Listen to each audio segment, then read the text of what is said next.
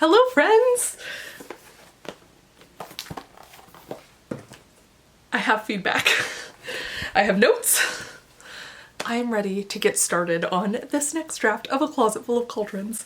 So back in late February, before I left for Vietnam, I sent out A Closet Full of Cauldrons to my beta readers, and I'm so excited. I so enjoyed getting to read their feedback, and I am feeling very confident about the little things that I will be changing moving forward following what they said. So when I sent the beta readers A Closet Full of Cauldrons, I had made some pretty big tweaks to the mystery, I would say. I added another death in there. I was like looping some stuff in, and what I really needed to know was if the mystery still made sense. But I did send some other questions. I kept it really vague. Should I tell you what it's about? Maybe I should.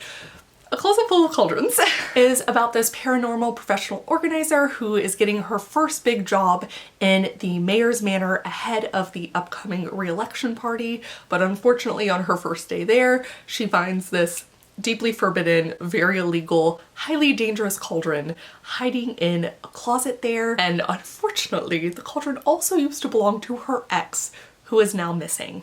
And thus starts the mystery. It is a cozy fantasy mystery, just combining all of the things that I love. So there were 1 or 2 deaths in the version before I sent to beta readers. I added another death in, tried to loop some things, and what I asked them was, does the mystery make sense? Is it too obvious who done it, why done it? Was it not obvious enough? 2, how was the world building? Did anything confuse you? Did it feel too saccharine or silly at times? And then 3 was if there were any notes on characters, if they felt inconsistent or did you enjoy them? General pacing things, like did you think there were scenes in there that didn't belong, or were you bored? Did it ever move too fast? And just generally if you were confused. So really just like impressions, like if you picked up a book and you started reading it, but with an added focus on the mystery especially. Now I sent this out to 6 readers and 4 were able to get me feedback, which is phenomenal. And all of the feedback was so helpful. There's an interesting question of how many beta readers do you need? My beta readers were completely separate from my alpha readers that I got to read the last draft. And so I will at this point have had 7 people look over the story to give me feedback. And for me, I think that's a really good number. Maybe it would be better if you could do like an odd number in theory if there was any tiebreakers that you needed, if you were like really on the fence about something, but I think I got the answers I needed. So let's get into the feedback. Here is what I did. Within A Closet Full of Cauldrons Scrivener document, I wrote down all of the feedback. I kind of summarized the emails that I got back and also any like little notes that they left me within the documents themselves. The one thing that I knew before I sent this out, and in general I advise that you have everything that you could possibly think to fixed, especially at the point that I was with this draft. What I didn't do though was fix some of the chapter lengths because I had added some scenes in to work with the mystery, and I knew that some were a little long, and I even had the thought maybe I should fix this now, but I didn't do that because I was like, it'll be fine. But 2 people commented on it, 2 out of the 4. And as soon as I got that feedback, I was like, man, so I will simply not make that mistake again. But also very good feedback, nice to have what I thought affirmed anyways. So 2 people said, especially for like a cozy, the chapters were just a little bit too long. So that's an easy one to fix, which is great. I'm gonna do the ones that were consensus. The thing that I was so ecstatic about is that every single person told me that they really loved the world. I have a video on here somewhere, I will see if I can find it, where when I was initially imagining this story, I really wanted to make it like a cross between Halloween Town, like an adult, a slightly grown-up Halloween Town, and something like the school at in the show Wednesday. It's silly, it's a cozy mystery, so you know your neighbors kind of vibe, and I was just really happy to hear that it worked out. I had added so many layers to the world building with every new draft that I did, but it was still just like a concern if I could make it as, you know, make other people want to jump into it, and I'm ecstatic that that was the feedback. So happy about that, so happy. Also, everyone loved the character of Bat. Eva, my main character, my paranormal professional organizer turned accidental sleuth, has a pet bat from when she was a kid. It's not an ordinary bat. It's a very special kind of bat that we find out more as the story progresses, and he was such a pleasure to write. He's like a hallmark of a cozy book or a cozy mystery, especially for me, is often that they have an animal friend companion that is a character in itself, and I was just so happy with the feedback that people loved Bat. Loved that, loved that. My friend that reads more cozy mysteries said that she really liked the older couple that Eva is really close friends with, which I love because I do think an older couple is also critical to cozy. She also called out something that was so funny, that it was a very small detail that as I was writing, when Eva is doing her reorganizing in the manor, she puts something on top of something else, and she's like, would that be too heavy for it? And it's so funny because I thought that as I was writing. I was like, would that be too heavy for it? And it's just so funny that she caught that too. I had a giggle. One beta reader loved the character of Dom. Other people don't like Dom, so this is very fun for me because Dom is the ex who goes missing, and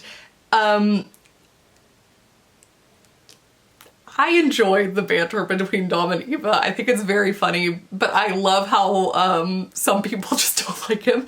And he kind of does suck. I'm not gonna lie, but also he's kind of charming and kind of ridiculous, and that's what you need. So I loved getting to see that split of people who are like, just like, ugh, Dom, and other people who are like, Dom! Another of the beta readers said that she really liked one of the nights out with the coworkers because it helped to humanize them more, and that was interesting because that was an addition I put after alpha reader feedback. Because the story takes place within a week, and Eva meets some of these characters for the first time who work at the manor on the first day. They kind of end up trauma bonding in a way with all the deaths that are happening, but I wanted her to have like a legitimate friendship with them. And the problem is, how do you form a genuine connection in the span of a week having just met these characters? And I didn't do the best job of that. Following my alpha feedback, I improved it, and so it was just lovely to see a comment that it did work to the effect that it needed to. It worked, which is awesome. Now on to the mystery. This is the divisive part. So the plus side is that everyone said the mystery made sense, which was good. The problem was that no one could guess who done it. I had this problem before. My whole goal was to put in more clues about who done it. So I think I did a better job than when my alpha readers read it, but there was still some questions.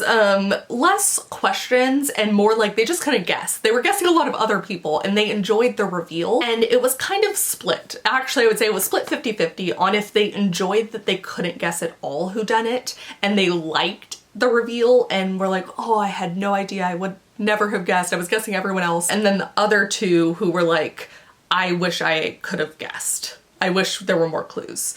And so that was a really interesting thing to see. But regardless, they couldn't guess. Oh.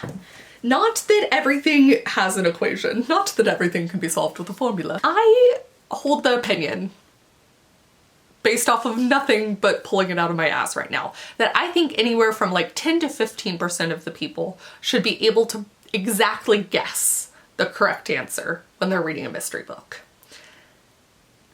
I don't think you want it any more than that because then it's not twisty enough, right?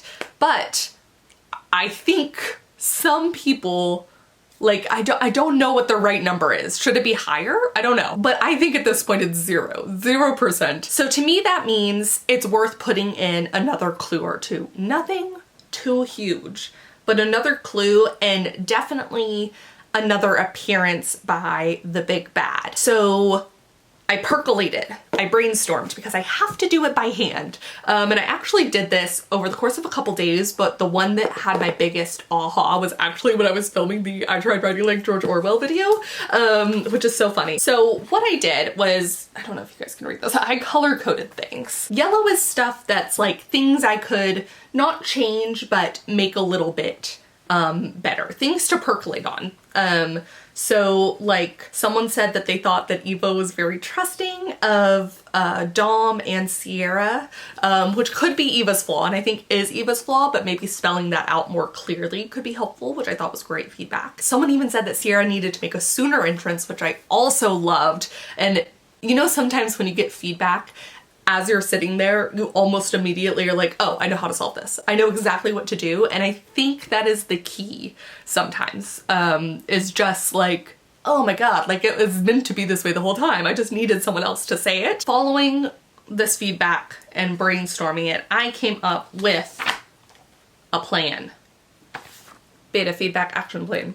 Create a new Scrivener doc. Initially, I was thinking I would reread and add in the beta feedback for these certain things I wanted to change, like Sierra having a sooner entrance, or mentions of Sierra certainly having a sooner entrance, Eva being a little too trusting of Dom, kind of having a back and forth, accusing each other maybe, things like that. I was like, oh, while I'm rereading, I can just put those in. 3, create newer, shorter chapters. 4, search for a place to put a new scene with the big bad. 5, as I read, trim and tighten. 6, search for any overused words like just, my crutch word, just, and replace those, tighten things up, and then send it to my editor.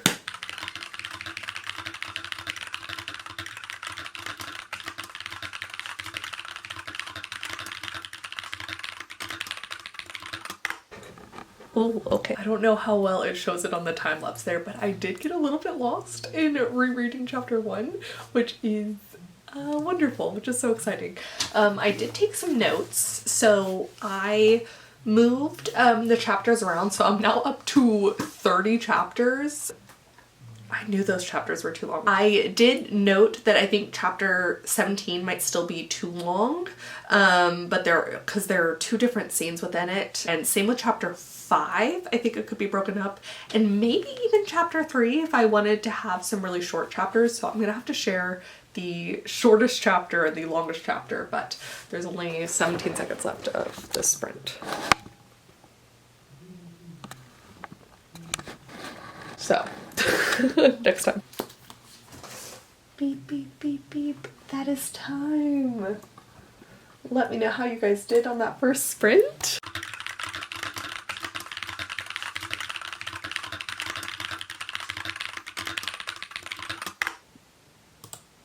I have successfully picked off most of the polish that I put on yesterday because I was just like, my brain was just moving. I should have worn my little fidget rings, but I think I have everything figured out in regards to my beta feedback except for one thing, but actually it might be solved with something else I'm doing. So as a check, I asked my brother who's in PA school, he has next week off from semesters, and I was like, so do you have any plans for your week? And he's like, not really. And I was like, do you want to read the book again?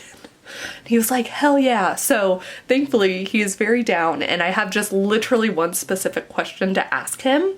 So I'm gonna go ahead and integrate all of this feedback, leave off the one thing I can't come up with, which is I'm putting the big bad in another scene. I've already got that one covered.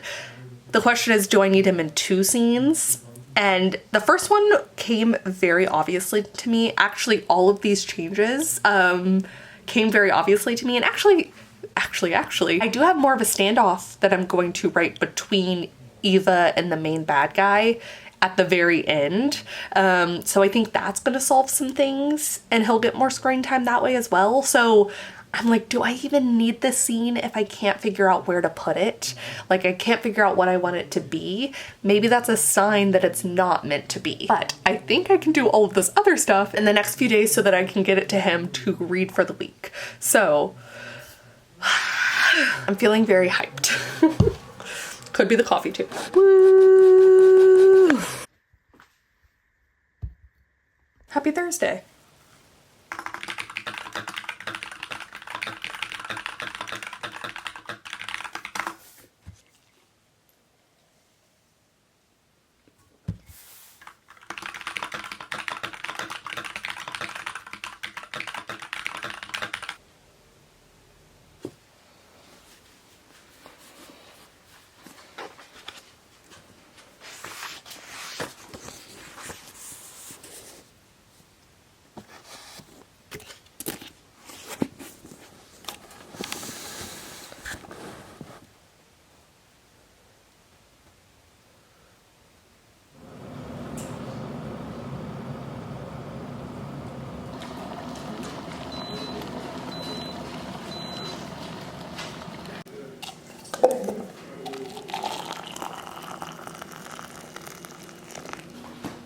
Even about 2 or 3.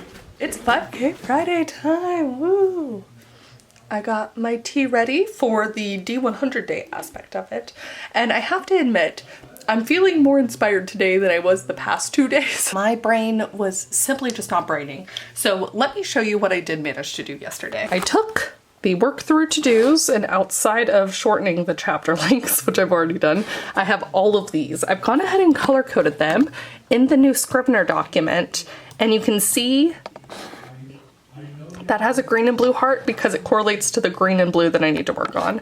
We have another green heart, a little yellow heart, purple, and then orange for each of the things, okay? Some of them are very small, like that orange heart at the very end. I just want to add in something that the mayor says in the article that comes out about how Eva saved the day, basically. One of my beta readers called out that for how much Eva had looked up to the mayor, we don't get a ton of resolution with her at the very end. It's more the other people that she worked with and become more like better friends with.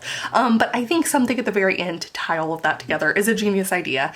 And so I think I'm gonna slip it right in there. Some of these, like that one, are a single sentence. Sentence, whole scene, couple sentences, couple sentences. I'm just hoping that my brain is in it with me today because it's a busy day. I have to pack, I have to clean, I have to mow the lawn because it has been raining so much that the grass has sprung up so high. There's a list of things, and some of those things are 5,000 words, and some of those 5,000 words need to be my beta reader feedback notes integrated in.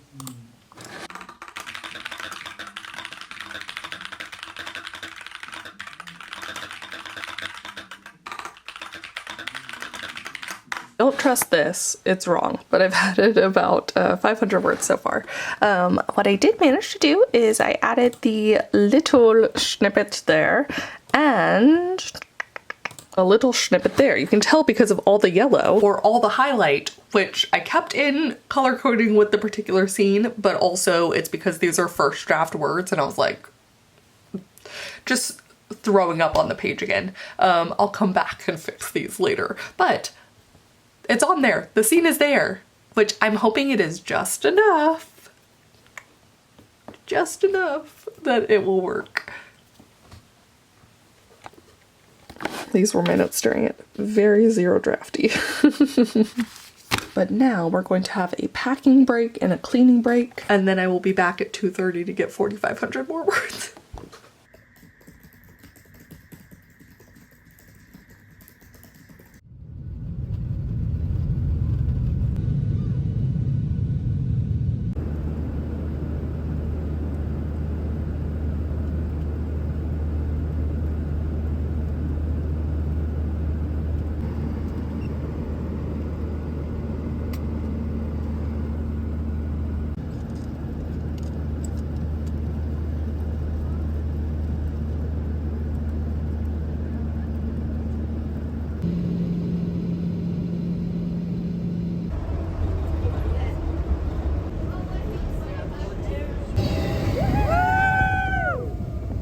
Happy Mother's Day! Get it. Oh, so cute. He wants that stick so bad. This is what we need for Zelda. So sweet. That's amazing.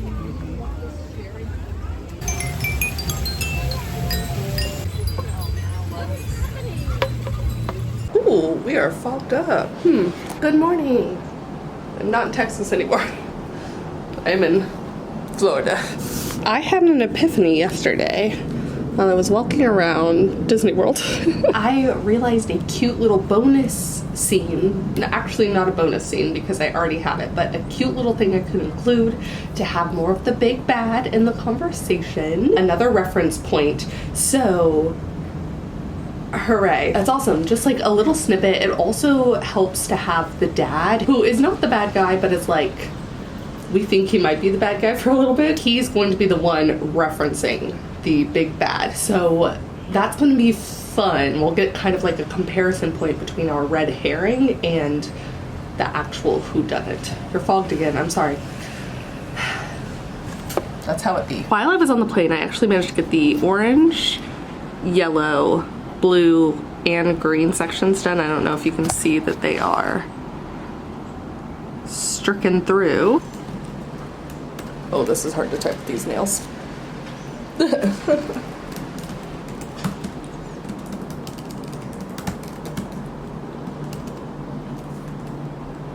And I do think in some ways this solves for the red category. I don't want to show you because it's kind of spoilery on who done it, who the big bad is, as if this entire video has not been just like one giant spoiler. But yeah, I don't want to show you. Okay. But I finally figured it out. It's gonna stay red just for the purposes of having every color of the rainbow, but it is no longer red as in bad. Yay, red as in warning. Okay, let me go color code for the correct chapter, and then I'm hoping that tonight, on the plane, I did get all of those scenes finished, so I'm hoping that tonight I can finish typing out this red scene and the purple scene, and then if I'm lucky, fingers crossed, I will have the chance to also like tighten up the actual writing of it, make it less zero draft and get it to the standards of all the rest. It's such, you know, short snippets that I've added, with the exception of what will be the purple scene, that I'm hopeful I can do that in the time, but I really want to get this to my brother as soon as I can. So do I need the writing to be the best it could be? I want it to be the best it could be, but we're a bit of a crunch time since he only has a week off of school.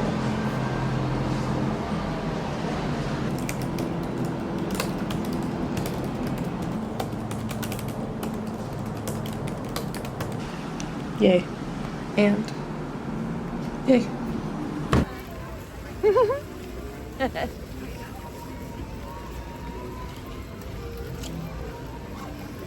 I know it's because most people have already got in, but it's so not crowded yet that it's so nice.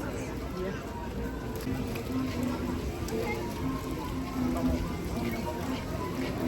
Look at that rainy castle. Cute.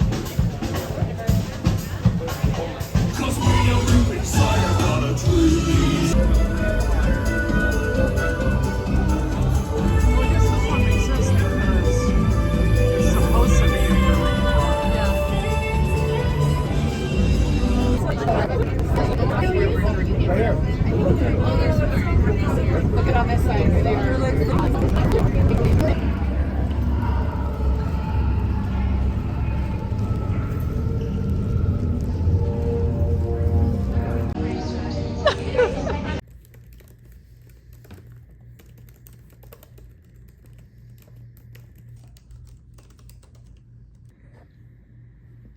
It's 9 here in Florida, and my husband's mom is showing up in a couple hours, so we're having a bit of a late start, which is perfect for me because I need to get this stuff done. I did already finish the one edition, the red that I was going for yesterday that I figured out.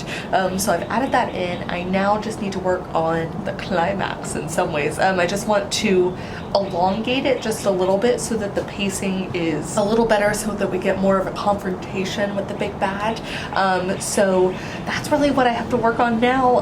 I think because it's the climax, somewhere in my brain is like, I want to make it as good as it can be to start with, forgetting of course that the entire process of writing is rewriting, so I just need to get it on the page.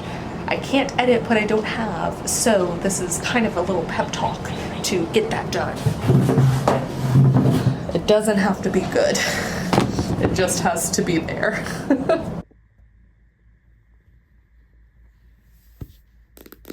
These crops using our nutrient film system. This technique precisely controls and recycles water and nutrients. In fact, we serve more than 15 tons of produce from our greenhouses in restaurants here at the land every year.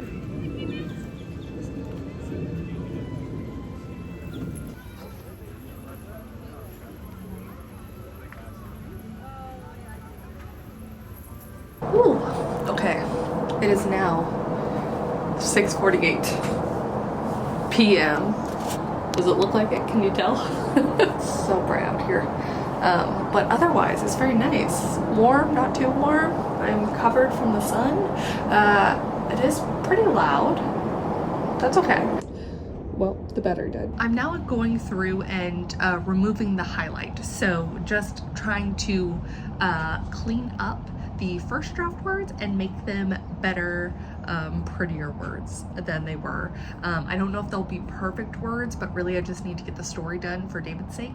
What I do think I'm gonna do is I'm going to keep all of the stuff on the side there so that I'll know later that these chapters need extra review between David's feedback, and then I can go over it in more detail as I'm going over the whole thing before I give it to the editor. So, all right. Let's get back to it.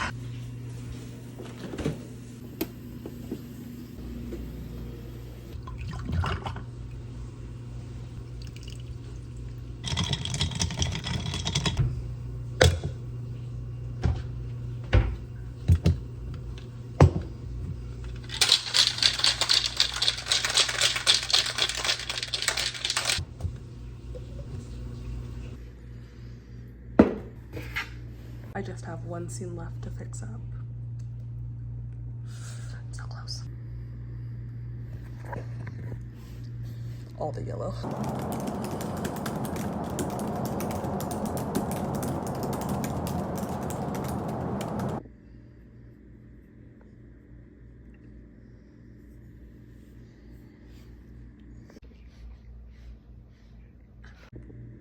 Boerne are two different antelope species up on the hills over here.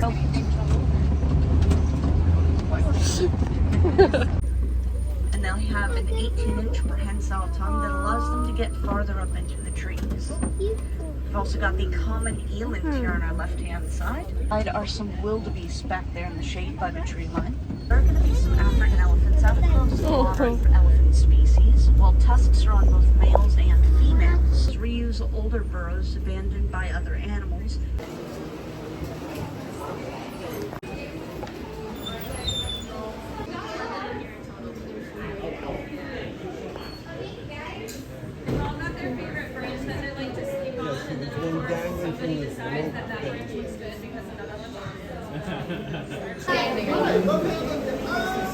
When do we think the bird gets off? I don't think it's getting off anytime soon. Maggie's sleeping thing.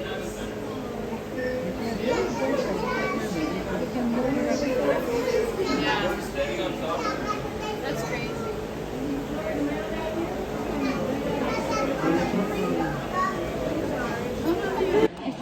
Thank you! There, so when you're walking, you Okay. can be really far from the bus. But now you can just go to the Skyliner. Yeah, you could do so. Or you can go to the Skyliner over there. So you gotta have options, but It's kind of cute. Yeah. it is nice, isn't it? But can you swim in this pool or no? No, not No, but a she's got swamp. Each resort has pathway. like You can walk four. all They have the a way bunch of around this pathway.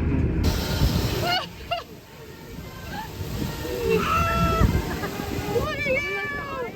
Yeah, there's the highest. Okay, I did it. I am so excited. I managed to get that done. I feel so good. It's always my goal to not have to work on what would be a vacation normally, but I so wanted to get this done and I'm so glad that I did. I'm so glad I brought my computer and lugged it all the way there. There's this interesting part where we're getting near the end where obviously each draft that I do of Closet Full of Cauldrons doesn't take as much time because I'm more and more sure of each thing. Things I'm unsure about are quite small in comparison, so it moves pretty fast. But I do get the similar relief each time where I'm like, it's done. It's not my responsibility anymore. Since I sent the latest draft to my brother in Word, what I'm doing, I've already started as of being back home today, is go ahead and read through it in Word as well. I meant to do this before and didn't, but I think there's something to be said for switching up how you're reading through things. And so even though it's still on my computer screen in the same computer, having it be a completely different layout from Scrivener to Word, I'm already finding is very helpful. So I am also reading through it this time to see what I think, if the changes that I made were sufficient, but it'll be nice to have my brother's opinion, obviously. And then finally, once I do this little bit, including like cleaning up some crutch words and stuff, I am going to give it to my husband as well so that he can be another final read through just to double check on things. Though what I do think I will go ahead after my brother's feedback, after I finish reading, send it over to my editor Carrie, which I'm very excited for. It's gonna be so nice. She had just such a wonderful job on the sample chapter, how she helped to condense things, change stuff ever so slightly, but also keep the voice that I was going for with this project. So I'm just so excited. Every step is not only shorter, but it's just like we're closer and closer to it being the finished product, the complete book that I want it to be. So I'm just so happy. Yes, I think that's it. I originally intended just to go over beta feedback in this video, but I somehow managed to completely take that feedback and integrate it in. And I'm so thankful to my beta readers. Thank you guys so much for helping to make this book better. It is such a fun journey because so much of writing is solitary, but then when you get that extra input from fellow readers and writers, there's so many moments where it's like, I can't believe I didn't see that. Or even when it's like, I almost did see that. It's like I had all of the little things in there. It's only until someone else said it, wrote it down, that it's like, oh my god, that's what I was trying to do the whole time. It's amazing. No book is made without this sort of collaborative process, I don't think. And what a beautiful thing, you know? How wonderful. Anyways, thank you guys so much for watching. Please do let me know how your projects are going, and I will see you all very soon with a new video. Bye friends!